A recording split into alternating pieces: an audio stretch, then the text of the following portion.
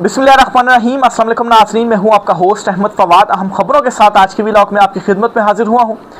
सबसे पहली बड़ी ब्रेकिंग न्यूज़ तो ये है कि मोहसिन नकवी और DGI-SPR साहब की प्रेस कॉन्फ्रेंस के बाद नून लीग मुसलसल ये तासुर दे रही है कि हम इनसे जंग नहीं करेंगे, हम राज़ी हैं, हम कोई क्लैश नहीं करेंगे। नवाज शरीफ की स्टेटमेंट भी आ रही है, उनके जो हामी सहाफ़ी हैं वो भी ये बता रहे हैं कि सिस्टम कहीं नहीं जा रहा और नवाज शरीफ किसी किस्म की लड़ाई नहीं चाहते।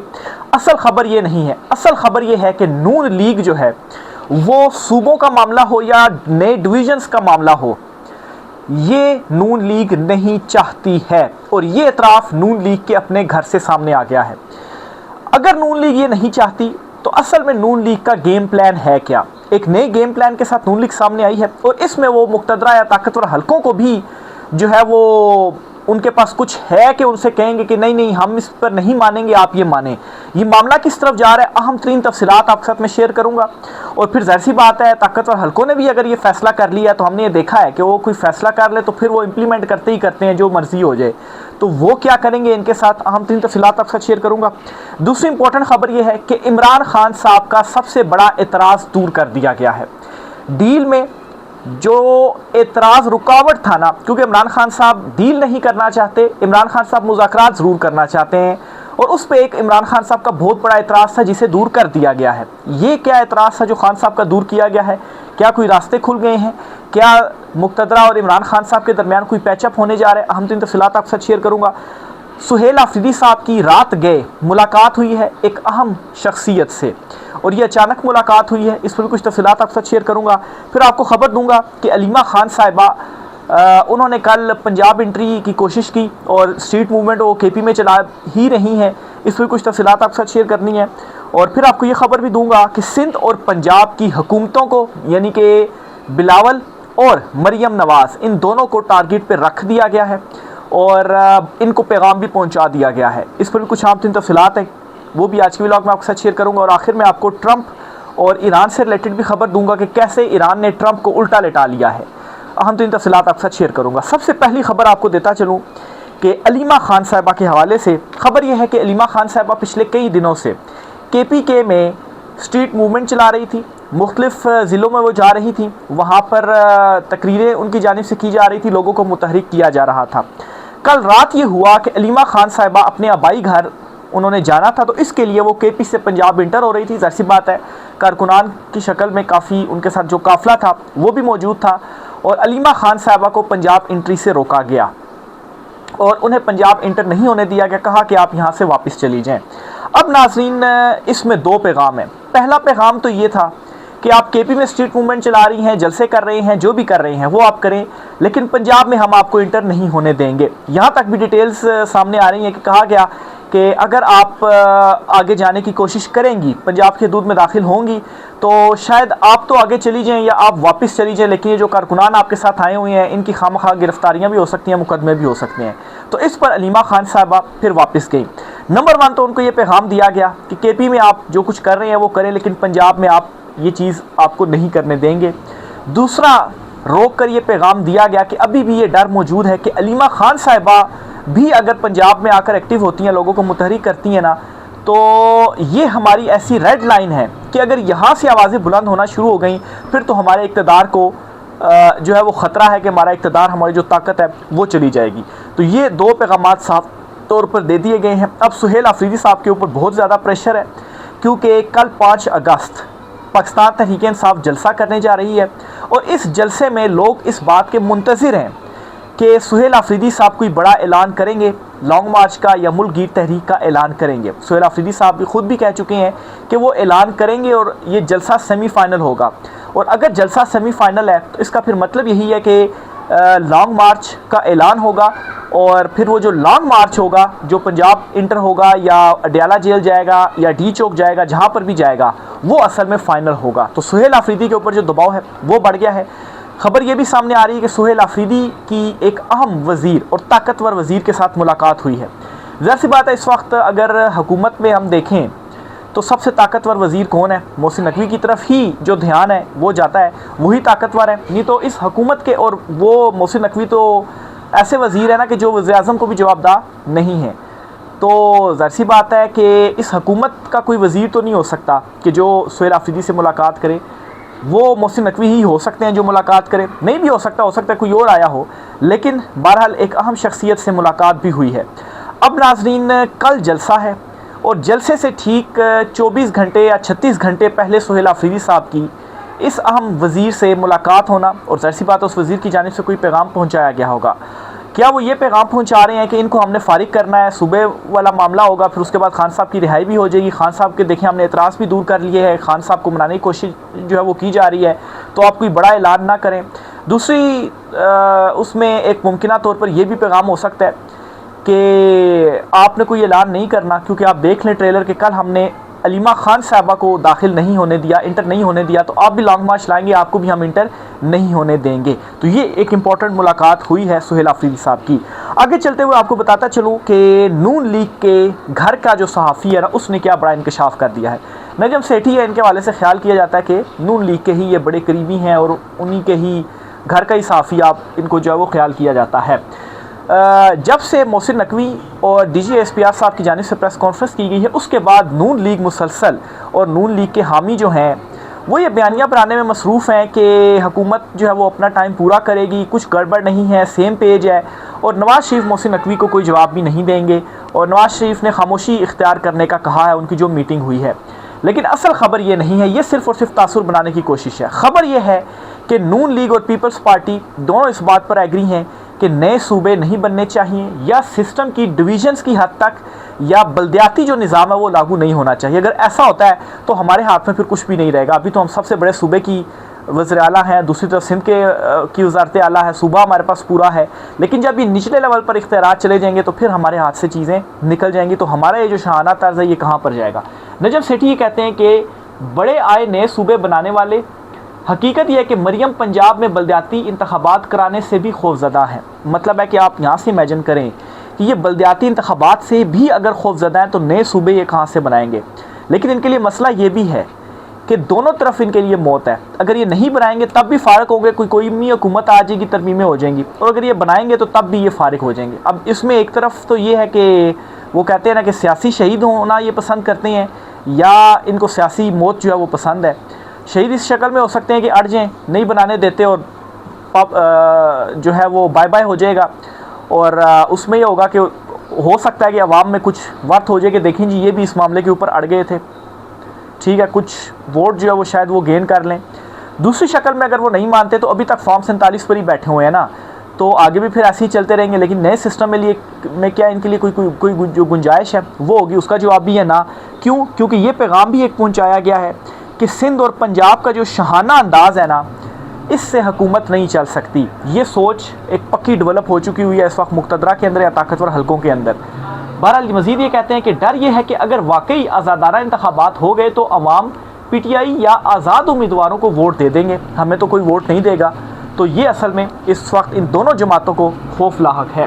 फिर इसके साथ ही एक और ख़बर भी आपको देता चलूँ, मोहम्मद मालिक साहब है, ये क्या कहते हैं? ये कहते हैं कि जहाँ सारे फैसले होते हैं वहाँ एक तासुर बड़ा पक्का बन गया है कि जो सिंध का और पंजाब हुकूमत का शहाना तर्ज हुक्मरानी है, इससे नुकसान ज़्यादा हो रहा है, ये चल नहीं सकता, ऐसे काम नहीं चल सकता। मोहम्मद मालिक का मौजूदा सूरत हाल पर तबसरा, कहानी कहाँ तक जाएगी, शायद मामला रिवर्स हो रहा है। अच्छा, फिर इसके साथ ही मज़ीद मोहम्मद मालिक साहब कहते हैं कि मेरी इतला के मुताबिक नवाज शरीफ और शहबाज शरीफ पर सूबे वाले मामले पर प्रेशर है, और मुस्तकबिल करीब में नवाज शरीफ साहब मौलाना फजल रहमान और महमूद अचकज़ई से भी रब्ता कर सकते हैं। और इस हवाले से आइंदा हफ्ते को नवाज शरीफ साहब ने पार्टी की सीनियर कायदीन का एक इजलास भी बुलाया हुआ है। पीपल्स पार्टी और मुस्लिम लीग नून का सूबों वाले मामले पर इतफाक़ है कि इस मामले को ख़त्म होना चाहिए। कुछ इस तरह भी नाराज़गी का इजहार हुआ कि हुकूमत तो हमारी है, ये क्या हुकूमत है कि दाखिला तो इनके पास है, और हमारा जो नायब वज़ीर आज़म है, कहने को तो वज़ीर ख़ारजा है, लेकिन मामले सारे वज़ीर ख़ारजा वज़ारत दाखिला चला रहा है, वज़ीर दाखिला चला रहा है। सबको पता है जब नकवी साहब सेनेटर भी बने थे तो इसमें पीपल्स पार्टी और नून लीग को इन्हें ऑन जो है वो करना पड़ा था। उन्हीं के वोटों से बने थे, लेकिन थे कहाँ से, पैराशूटर थे ना, तो इन्हें ऑन करना पड़ा था और ज़बरदस्ती वोट जो है वो देना पड़ा था। तो ये इस वक्त असल सोच है जी शरीफ ख़ानदान के अंदर। और जो 4 बड़ों की मीटिंग हुई है ना, उसमें बुनियादी तौर पर ये प्लान था। अब नाज़रीन, बहुत सारे लोगों का ये ख्याल है, बहुत सारे लोगों का ये मानना है कि ज़ाहिर सी बात है, अगर नवाज शरीफ या नून लीग अड़ती है तो इनके पास भी कुछ ना कुछ हो सकता है कि मवाद हो, जिसको दिखाकर ये कहें कि देखिए हमारे पास भी ये मवाद है। लेकिन दूसरी तरफ मुक़्तदरा को भी पता है कि इनकी सारी जो चाबी हमारे हाथ में है, सब फॉर्म 47 पर है। एक MNA MPA भी इनके साथ नहीं खड़ा होगा अगर ये, और दूसरी तरफ अवाम इनके साथ है ही नहीं। तो दोनों तरफ से चीज़ें हैं। देखिए अब ये क्या जो रुख है वो इख्तियार करता है। आगे चलते हुए आपको बताता चलूँ, आसिफ अली जरदारी जो हैं वो अभी तक अड़े हुए हैं। एक तो बिलावल जरदारी ने कल एक वीडियो स्टेटमेंट दी और उसमें उन्होंने ये कहा कि इस वफाकी हुकूमत की उल्टी गिनती जो है वो शुरू हो चुकी है।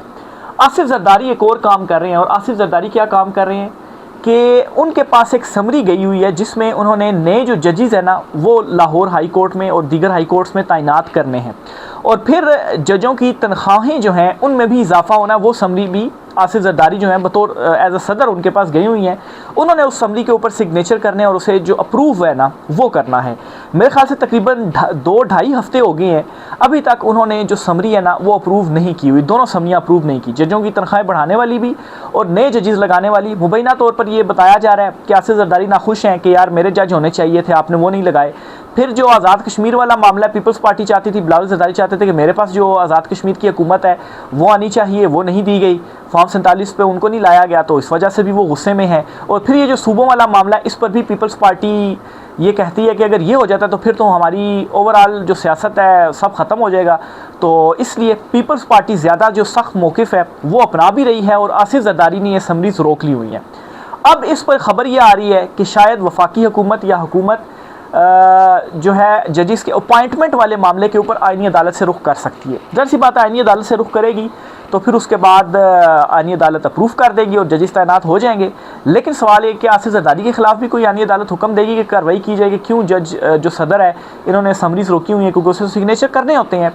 तो मेरा जवाब ये है कि ना, क्योंकि ये दोनों एक दूसरे के बेनिफिशरीज़ हैं और गारंटर्स हैं। क्योंकि नून लीग के वोटों से आसिफ जरदारी बने हुए हैं सदर, और पीपल्स पार्टी के वोटों से बनी हुई है नून लीग वज़ीर आज़म। तो एक भी जाएगा तो ज़ाहिर सी बात है उधर से ये वोट खींचेंगे, इधर से ये वोट खींचेंगे, तो दोनों जाएंगे। खैर जाना दोनों नहीं घर में है, क्योंकि ताकतवर हल्कों ने भी फैसला कर लिया है। कल का जो कॉलम था ना सुहेल वड़ाइच का, वो बम की तरह गिरा है इनके ऊपर कि जो नई दुल्हन है वो आ रही है। हाँ ये है कि जो पुरानी जो बड़ी बेगम है उसे एक ऐसी कठपुतली टाइप जो होता है वो दे दिया जाएगा, लेकिन उसका क्या करना है। असल चीज़ तो ये है कि मरियम नवाज़ जो हैं या जो बिलावल जरदारी हैं सिंध में और पंजाब में, जो इनका शहाना एक तर्ज है ना उससे वो खुश नहीं है। तो ये पैगाम है कि आप तो जाएंगे ही जाएंगे। हो सकता है शहबाज जो है वो पहले ना जाएं, पहले ये चले जाएं, लेकिन ये काम करना ही करना है। और आप थ्रू आउट मतलब पिछले कोई 4-5 साल को ही आप खाली उठा कर देख लें, ज़्यादा आप पीछे ना जाएं। जो जो ताकतवर हल्कों ने डिसाइड किया कि हमने ये काम करना है, उसका नुकसान जो भी हो, आप देखें ना इस वक्त अवाम के दिलों में क्या है।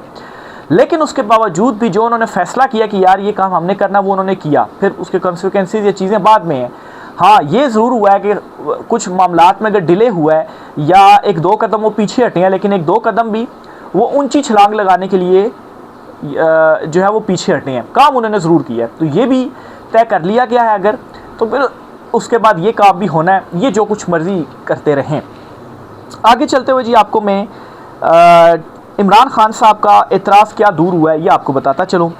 ये मोहम्मद अली दुरानी बहुत सीनियर रहनुमा हैं और मुक़्तदरा के बड़े करीब भी समझे जाते हैं। इन्होंने बड़ी इंपॉर्टेंट कल स्टेटमेंट दी है, मैं वो स्टेटमेंट आपके सामने रखता हूँ। ये कहते हैं कि इमरान खान डील नहीं करता। ठीक है, इमरान खान साहब इस टाइम क्या मामलात फंसे हुए कि इमरान खान साहब डील नहीं कर रहे। ठीक है, डील नहीं कर रहे, लेकिन इमरान खान साहब मुज़ाकरात करना चाहता है, लेकिन वो भी असूल और नज़रिए पर कंप्रोमाइज़ करके नहीं।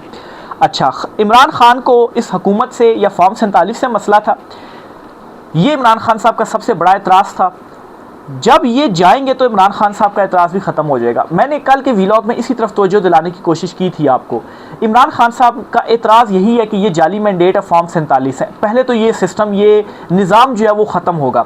दूसरा, इमरान खान साहब की ये वीडियो मौजूद है, सोशल मीडिया पे भी काफ़ी ट्रेंड कर रही है। खान साहब ने कहा था कि अगर आपके पास कोई गेम प्लान है ना, आप मुझे दें तो मैं पीछे हट जाता हूँ, आप करें फिर, अगर आपने जो है वो चीज़ों को ठीक कर सकते हैं। ये इमरान खान साहब ने कहा था। और इमरान खान साहब ने ही हर डिवीज़न को सूबा बनाने की बात सबसे पहले की थी कि हर डिवीज़न सूबा बनना चाहिए। तो अब गेम प्लान तो वही है जो इमरान खान साहब ने कहा था। तो यूँ मैं ये समझता हूँ कि ये सिस्टम की तब्दीली करके एक तरह से इमरान खान साहब को जो इतराज़ है वो दूर किया जा रहा है कि फॉर्म 47 वाले भी गए और जो सिस्टम आप चाह रहे थे आपकी मर्ज़ी के मुताबिक हम ये सिस्टम भी लिए हैं और आपने कहा था मुझे गेम प्लान दो, तो हम आपको गेम प्लान भी दे रहे हैं। तो इसलिए आप हमें साल 2 साल दे दें, आप खामोश कर जाएँ। तो आपकी बात हमने मान ली है, आप डील कोई भी ना करें, लेकिन आपको हमने गेम प्लान भी दे दिया है और ये सिस्टम भी तब्दील कर दिया। तो हम इस गेम प्लान के मुताबिक चलाएंगे। अगर ठीक है हम कामयाब रहे ठीक है, नहीं तो उसके बाद साफ शफाफ इंतखाबात होंगे तो फिर आप आ जाइएगा। तो मैं ये समझता हूँ कि अब ये चीज़ इमरान खान साहब के सामने रख के उनको मनाने की कोशिश की जा रही है। नहीं तो मोहम्मद अली दुरानी साहब बड़ी इंपॉर्टेंट शख्सियत हैं, ये वैसे ये बात ना करते। फिर ये बात भी कर रहे हैं कि नून लीग ने पीपल्स पार्टी से कहा है कि मिलकर हम कोई आगे का लाहेअमल तय करते हैं। और फिर मोहम्मद माली की खबर कि ये मौलाना फजल रहमान से भी बात जो है वो करेंगे, नवाज शरीफ और अपने कायदीन सीनियर कायदीन को भी इन्होंने बुलाया हुआ है। तो जाहिर सी बात है फिर ये भी अपना लाहेअमल आगे देखेंगे कि अब हमने जो है वो करना क्या है। सवाल यहाँ पर यह है कि क्या इमरान खान साहब इस चीज़ के ऊपर मानेंगे, या इमरान खान साहब का जो असल एतराज़ है सिर्फ एतराज़ फॉर्म 47 नहीं है, एतराज़ ये है इमरान खान साहब का कि मैंडेट जिसका है उसको मिलना चाहिए। क्या आवाम ने आपको मैंडेट दिया हुआ, आप सिस्टम तब्दील करते हैं, फॉर्म 47 वाले फारिग होते हैं, नए सूबे बलदियाती सिस्टम वगैरह। तो ये जब सिस्टम आएगा तो इसमें अवाम मैंडेट किसको देगी? मैंडेट तो आपके पास नहीं है, मैंडेट तो फिर भी इमरान खान को ही मिलेगा। तो क्या इमरान खान साहब जो इस चीज़ के ऊपर एग्री कर जाएंगे अपनी उस वीडियो के ऊपर कि चले इस हद तक कर देता हूँ कि ठीक है मैं साल 2 साल अगर खामोश कर जाता हूँ, आपने गेम प्लान दिया आप करें, आप कामयाब नहीं हो पाएंगे तो फिर जो है वो इलेक्शन हो जाएंगे और मैं आ जाऊँगा और इस नए सिस्टम के तहत आ जाऊँगा। लेकिन मैं ये समझता हूँ कि ये भी एक कोशिश है इमरान खान साहब के सामने ज़रूर रखी गई होगी उनको मनाने के लिए कि देखें आपका एतराज़ भी दूर कर दिया हमने और आपको हमने गेम प्लान भी दे दिया और ये फॉर्म 47 वाले भी फारिग हो गए हैं, अब आप हमें कुछ अर्सा चलने दें कि हम जो है वो इन चीज़ों को कर लें। तो इमरान खान साहब जो है आया इसके ऊपर, वैसे मेरा ये ज़ाती ख्याल है कि इमरान खान साहब जो है वो शायद ये ज़रूर कहेंगे कि मैंडेट वाली जो बात है ना, जिसको मैंडेट दिया हुआ है अवाम ने, आप नया सिस्टम ले आए जो कुछ भी है, मैंडेट आपके पास नहीं है। तो मेरे ख्याल से ये एक चीज़ होगी, इसको बड़ा घेरने की कोशिश की गई होगी इमरान खान साहब को।